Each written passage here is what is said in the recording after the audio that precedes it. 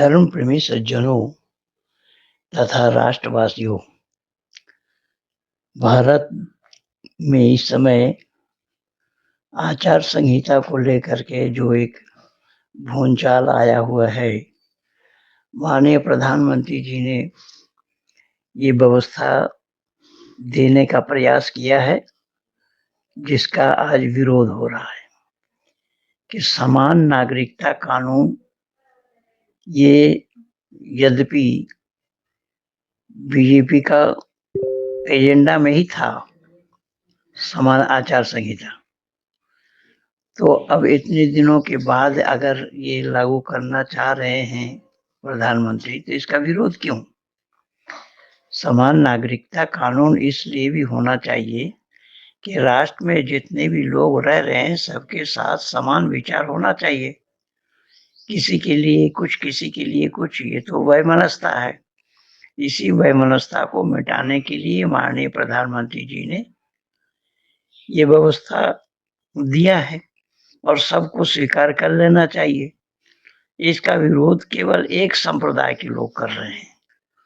अगर अल्पसंख्यक बोलें तो अल्पसंख्यकों में ईसाई भी है, बौद्ध है, जैन है, सिख है, तो उन सबका विरोध नहीं है, केवल मुसलमानों का विरोध है, क्योंकि मुसलमान दोनों हाथ में लड्डू लेना चाह रहे हैं।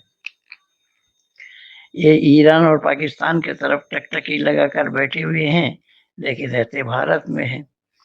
इसलिए इनको उचित है कि राष्ट्र के मुख्य धारा के साथ सबको बंधना। लेकिन हमारे भारत में लचीलापन है, वो आज से नहीं है, आजादी के बाद से ही है। इन कांग्रेसियों के द्वारा दो कानून दो संप्रदाय के लिए अलग अलग बनाए गए हैं। हिंदुओं के लिए हिंदू कोड विल बनाए। अब हिंदू कोड विल में क्या है और शरीयती कवानीन में क्या है, ये दो टुक में मैं आप लोगों को बताता हूँ। शरीयती कवानीन को अगर मानना चाहते हैं, माने, शौक से माने, खूब माने, लेकिन उसमें जो जो बातें हैं सबको मानना चाहिए। एक को मानना, दूसरे को चुनना, ये तो उचित नहीं है, असंभव ही नहीं। उसमें लगभग 77 आइटम्स हैं, तो उन सभी नियमों को मानना। जैसा वो मानते केवल शादी विवाह को और तलाक देने को, इसी मानते हैं, औरों को नहीं मानते। क्योंकि कुरान में तो अल्लाह ने जिक्र फरमाया है कि वस्सारिक़ु वस्सारिक़ातु फ़क़्तउ अयदियहुमा जज़ाअम नकालम मिनल्लाह, कि चोरी करने वाले को हाथ काट लेना चाहिए, डाका डालने वाले को एक हाथ एक पांव काटना चाहिए, झूठी गवाही देने वाले को 100 कोड़ा लगाना चाहिए सड़क पर खड़ा करके। अज़्ज़ानियतु वज़्ज़ानी फ़ज्लिदू कुल्लु वाहिदिन जल्दातुन तख़ुना रहमा फ़ी दीनिल्लाह इन कुंतुम तु'मिनूना बिल्लाहि वल यौमिल आखिर। ज़िना करने वाला, व्यभिचार करने वाला, व्यभिचारी स्त्री और पुरुष, उन्हें सजा देना चाहिए, सीना तक मिट्टी में दफना कर दूर से पत्थर मार मार कर मार देना चाहिए, संसार जिसको कहा जाता है। तो क्या इस्लाम में, इस्लाम के मानने वाले लोग इस भारतवर्ष में व्यभिचार में पकड़े नहीं जाते कभी, या चोरी करते हुए पकड़े नहीं जाते?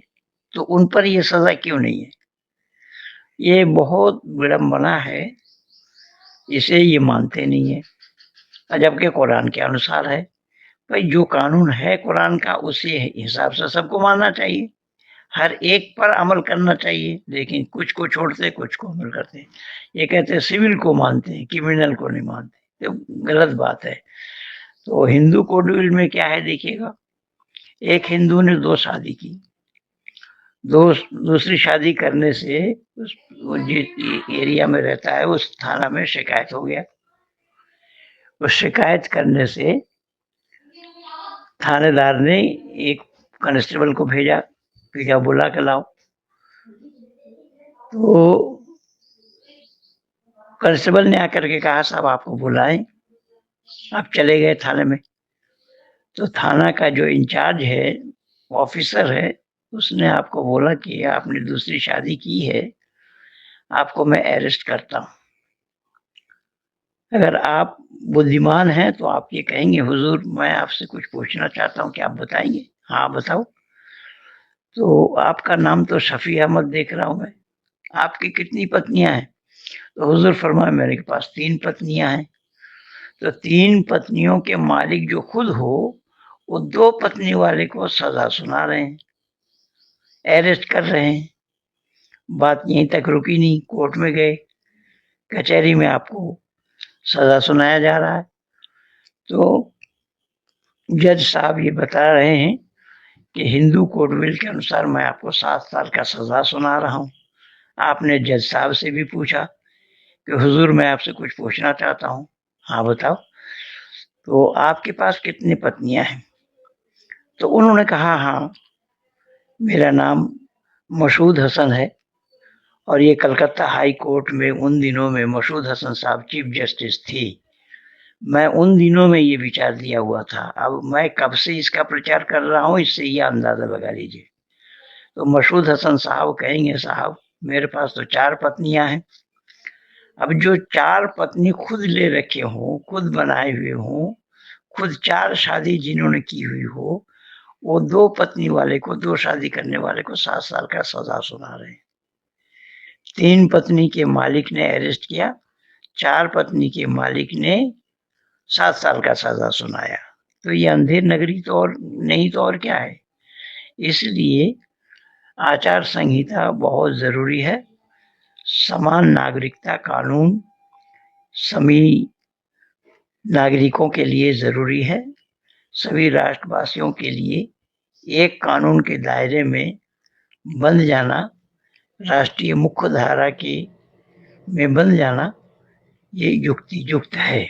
इसलिए मैं इसका समर्थन करता आया हूँ आज से 40 वर्ष पहले से, और इसका प्रचार मैं 40 वर्ष पहले से ही करता आया हूँ। उन दिनों में तो सीडी और डीवीडी का दौर था। मेरा बहुत सारा सीडी और डीवीडी बना हुआ था, उसमें लगभग 22।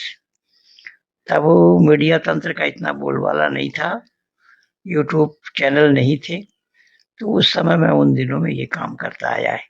तो आज 2 टूक में मैं आप लोगों को ये बता देना उचित समझा कि समान नागरिकता कानून ये सभी राष्ट्रवासियों के लिए होना बहुत ज़रूरी है।